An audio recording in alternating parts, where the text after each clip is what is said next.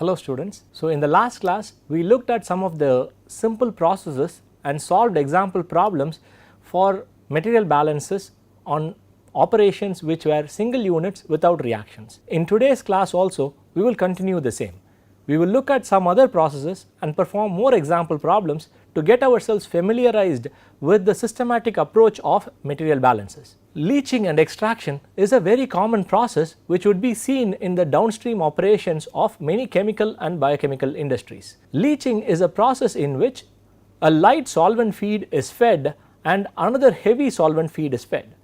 The heavy solvent feed basically contains a component of interest which gets transferred to the light solvent feed, and the light solvent feed leaves the system as an extract, whereas the heavy solvent feed leaves the system as a raffinate. So basically there are two immiscible solvents with different specific gravities. It is ensured that at least one component of interest is transferred from the heavy solvent feed to the light solvent feed, and this system can either be a liquid-liquid extraction or a liquid-solid extraction. You need to be familiar with the terminologies which are used here.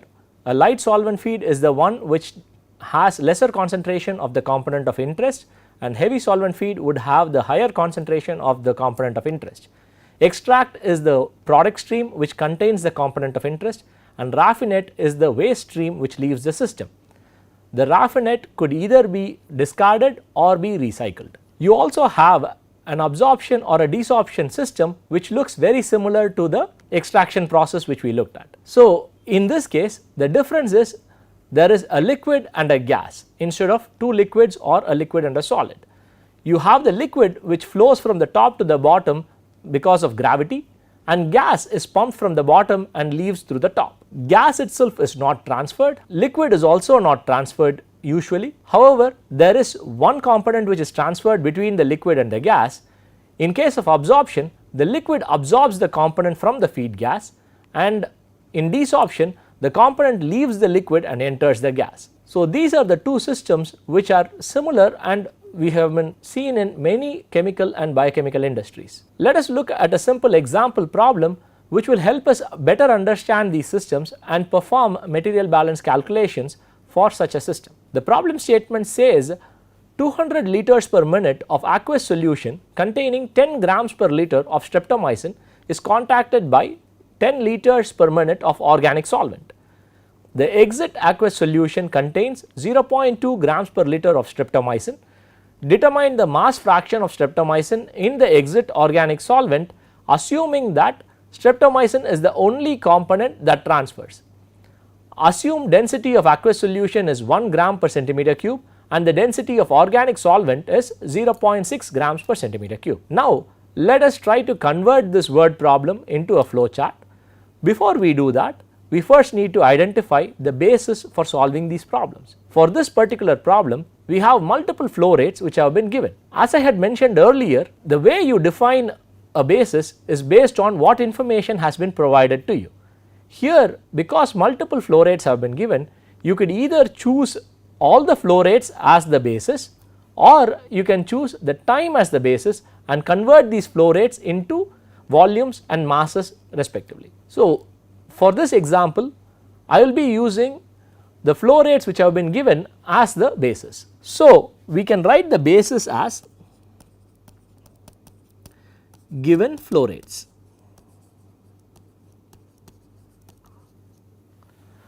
Now that we have identified the basis, the next step is to convert this word problem into a flow chart. So this process is an extraction process which has two inputs and two outputs. The first input is an aqueous solution which enters into the system containing the streptomycin, and the second input is an organic solvent which also enters into the system but does not contain any streptomycin. So you also have two exit streams, one being the extract which is the organic solvent leaving with the streptomycin, and you also have a raffinate which leaves the system as a waste product, which is basically the aqueous solution containing very low concentration of streptomycin. Now let us label this flow chart with all the information that has been given in the problem. So this is an extraction process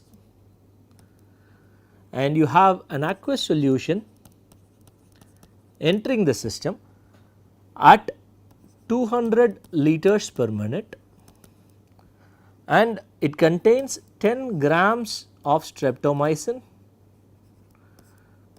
per liter and the density has been given as 1 gram per centimeter cube. You also have the organic solvent which is entering the system, which is entering as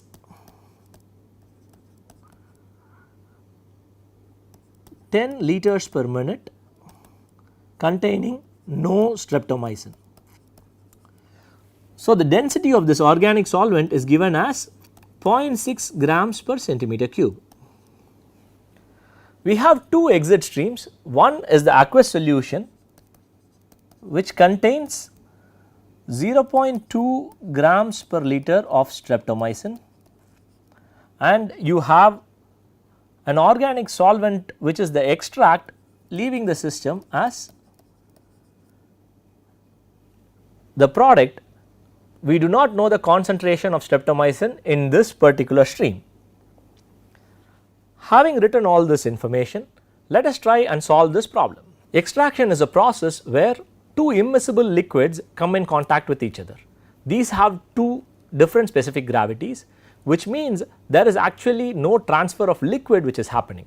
Only the dissolved component streptomycin is being transferred from the aqueous solution to the organic solvent.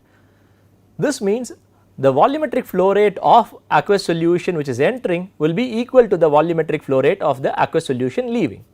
Similarly, the volumetric flow rate of the organic solvent entering will be the same as the volumetric flow rate of the extract which is leaving the system. So, this means these systems would have a flow rate of 200 liters per minute and this would have a flow rate of 10 liters per minute. As I had mentioned in the earlier classes where we discussed the fundamentals of material balance, it is ideal not to use volumetric flow rates while we are writing material balances. So, we can convert these into masses using the density that has been provided. So, now that we have the volumetric flow rates for these two streams, we can actually convert these volumetric flow rates into masses, and if we were to write a total balance equation, we would find that the equation is trivial because all the total masses of each of the streams are known. So, it does not make sense to write total balances for this system. Instead, we can start with component balances. Let us try to write a component balance for streptomycin. Streptomycin balance would be input minus output plus generation minus consumption equals accumulation. So, this being a system without any reaction, we would not have generation or consumption, and considering the system to be at steady state, we would also have accumulation to be 0. So, we end up with an equation which is input equals output. What are the streams through which streptomycin enters the system? The streptomycin enters only through the aqueous solution. The organic solvent does not contain any streptomycin. So, this means the input stream for streptomycin is 200 liters per minute times 10 grams of streptomycin per liter. So, the mass flow rate of streptomycin into the system would be 2000 grams per minute. Now, we need to calculate the output flow rates for streptomycin. We know that the concentration of streptomycin in the raffinate solution which is leaving is 0.2 grams per liter. So, in the aqueous solution you have an output of streptomycin as 200 liters per minute times 0.2 grams per liter. So, this means in the aqueous solution you have 40 grams of streptomycin leaving the system per minute. Now, if we were to continue with the balance equation, we would have 2000 grams per minute of streptomycin entering the system is equal to 40 grams per minute of streptomycin leaving through the aqueous solution plus this mass of streptomycin leaving through your organic solvent. So, this would be 1960 grams per minute. Based on the balance equation, we have now identified that 1960 grams of streptomycin leaves the system per minute in the form of the organic extract. We now need to calculate the concentration of streptomycin in the organic solvent, which is the extract. We know the volumetric flow rate is 10 liters per minute for the organic solvent. Considering that the concentration X of streptomycin in the organic solvent, which is the extract, would be 1960 divided by 10 grams per minute divided by liters per minute, giving you 196 grams per liter. So, this gives you the concentration of streptomycin. This gives you the concentration of streptomycin in the extract. The question asks for the mass fraction of streptomycin in the extract. How do we convert this concentration to mass fraction? For converting concentration to mass fraction, we first need to have an understanding of what the mass fraction means. What is the definition for mass fraction? Mass fraction is defined as grams of streptomycin per gram of solution. So, for calculating this, we would first be required to calculate grams of streptomycin per gram of solvent, which is easy to get from your concentration. Let us first do that. Grams of streptomycin per gram of solvent would be equal to the concentration of streptomycin, which is 196 grams per liter, which needs to be converted to grams per gram. So, that means 1 liter of solvent needs to be converted to mass or grams. How would we go about doing that? We know the density of solvent, so we can convert this liters into grams of the solvent. So, that would be converting first liters to centimeter cube. We would have 1 liter of solvent divided by 1000 centimeter cube times 1 centimeter cube by 0.6 grams of solvent.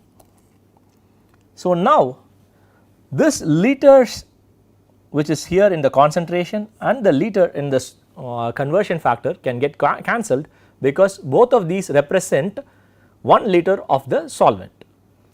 The centimeter cube of these two terms can also be cancelled, because both of them represent the volume in terms of centimeter cube of the solvent.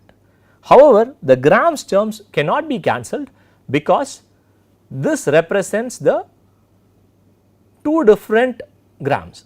The first one, 196 grams, represents 196 grams of streptomycin, and the denominator represents 0.6 grams of solvent.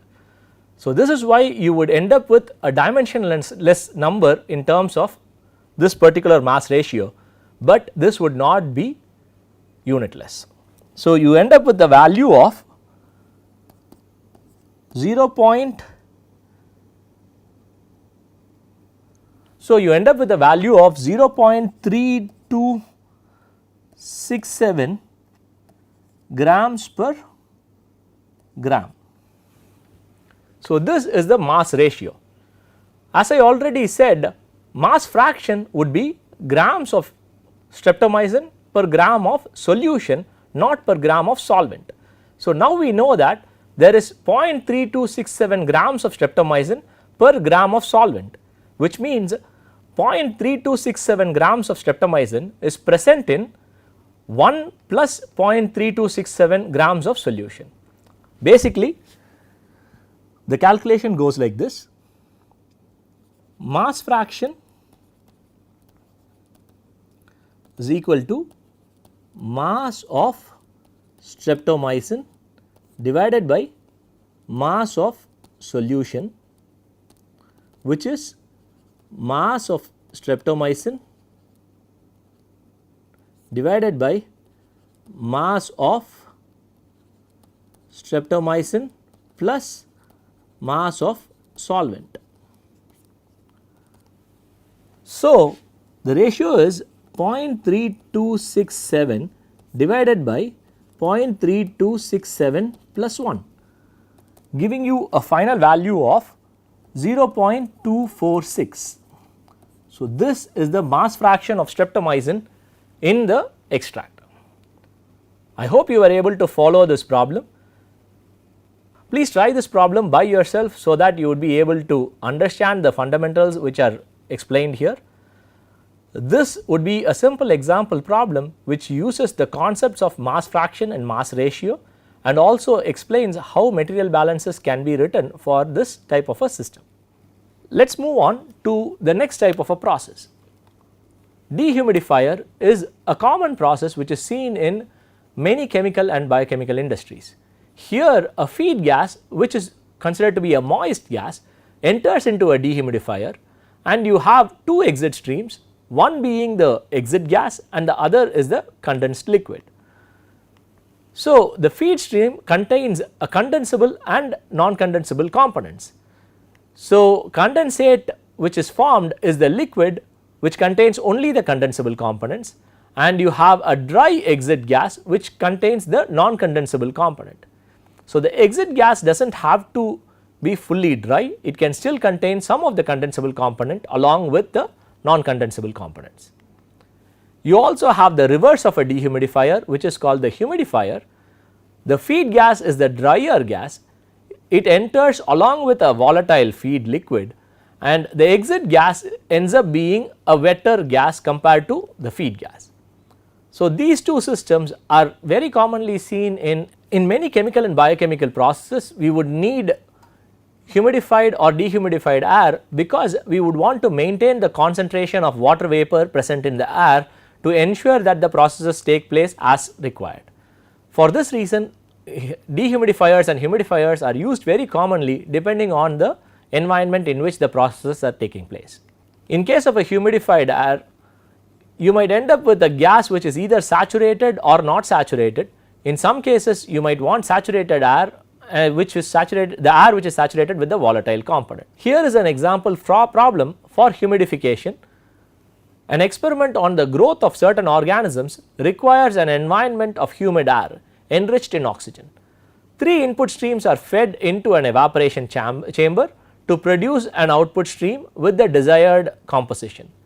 Liquid water which is fed at a rate of 20 centimeter cube per minute, the second stream being air which contains 21% oxygen and the rest is nitrogen, and you have the third stream which is pure oxygen with a molar flow rate of 1/5 of the molar flow rate of the stream B. The output gas is analyzed and is found to contain 1.5 mole % water. You are asked to first draw and label the flow chart for the process and calculate all the unknown stream variables. So, let us now first start with identifying the basis for this problem. So, the basis for this problem would be all the flow rates that have been given. So, specifically we have the flow rate for stream A which is liquid water and it is given as 20 centimeter cube per minute. So, we will assume the basis as given flow rates.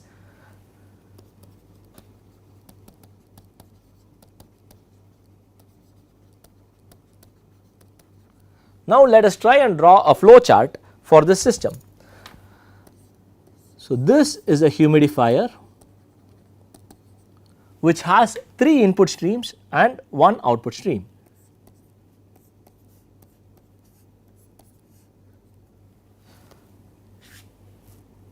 So, you have the liquid water entering at 20 centimeter cube per minute and you have oxygen which is entering into the system as pure oxygen, and you have air which is entering the system containing 0.21 moles of oxygen per mole and nitrogen is 0.79 moles per mole.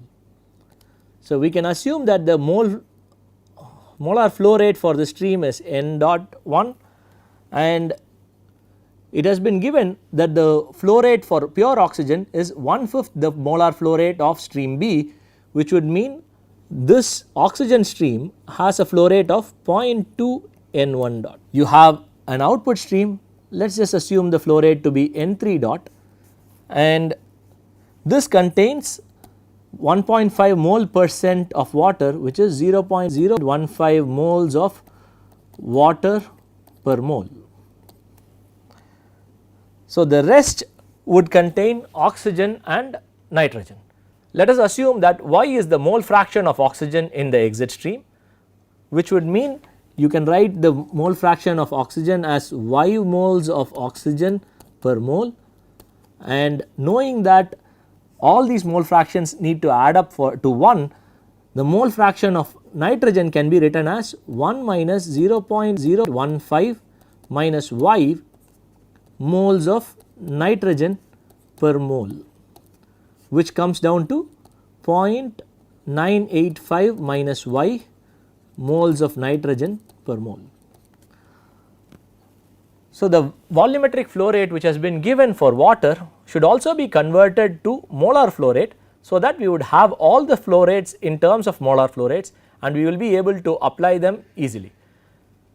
So, it is important that we convert the flow rate of water to molar flow rate instead of mass flow rate. So, we will call the molar flow rate of water as N2 moles per minute. Now that we have drawn the flow chart, let us go about and try to solve this problem. As usual, we can write total balances and component balances for any of the system given. Let us first start with the total balance. So, the total balance for the system would be input equals output. So, the input is you have N1 dot plus 0.2 N1 dot plus N2 dot equals N3 dot. So, all these are the molar flow rates which have been given. Now, we can calculate N2 dot because we know the volumetric flow rate of water. So, N2 dot is calculated as 20 centimeter cube per minute multiplied by its density, which is 1 gram per centimeter cube, which again is converted to number of moles by dividing it with molecular weight, which is 18 grams per mole. So, now this centimeter cube gets cancelled, grams get cancelled, and you end up with 20 divided by 18 moles per minute, which is 1.11 moles per minute. Now that we have N2, we can substitute it to the first equation. We can also write a component balance for water. So, let us write this water balance. So, the water balance would be again input equals output. Input term for water is only through the liquid water stream. We know the molar flow rate is N2 dot is equal to 0.015 N3 dot. Now that we have already calculated N2 dot, we can calculate N3 dot from this equation. So, N3 dot is equal to 1.11 moles per minute divided by 0.015, which gives you a value of 74 moles per minute. So, the final humid air which is leaving the system is leaving at a molar flow rate of 74 moles per minute. We still need to calculate the concentration of oxygen and nitrogen in the final stream. Only then the entire flow chart would be completed. What balance can we write to do that? So, the total molar flow rate of the product stream has been calculated to be 74 moles per minute, indicating that 74 moles of humid air leaves the system per minute.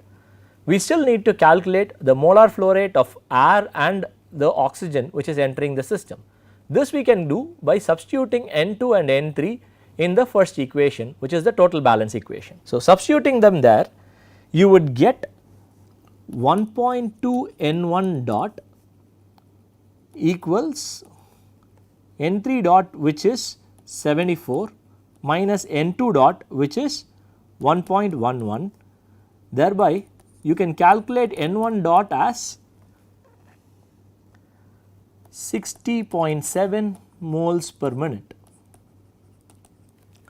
So, the molar flow rate of air which is entering the system is 60.7 moles per minute. So, the molar flow rate of pure oxygen which is entering the system would be 1/5 of this. So, thereby your oxygen flow rate would be 0.2 N1 dot, which is 60.7 divided by 5, giving you a value of 12.14 moles per minute. So, now we have calculated the flow rates of each of the streams. So, we can fill that information there. So, in this flow chart we have the flow rate of air, which is 60.7 moles per minute. We have the flow rate of water, which is calculated as 1.11 moles per minute, and we have the flow rate of humid air leaving the system as 74 moles per minute, and the flow rate of oxygen entering into the system would be 12.14 moles per minute. Now that we have all the molar flow rates, the only thing which remains is the concentration of oxygen in the humid air which is leaving the system. To calculate the concentration of oxygen and nitrogen in this humid air, we would have to write another component balance equation. We can choose to write oxygen balance for this, and that is exactly what we are going to do. For writing an oxygen balance, you again have input equals output. Oxygen is entering the system through two of the streams, one being the air stream and the other is your oxygen stream.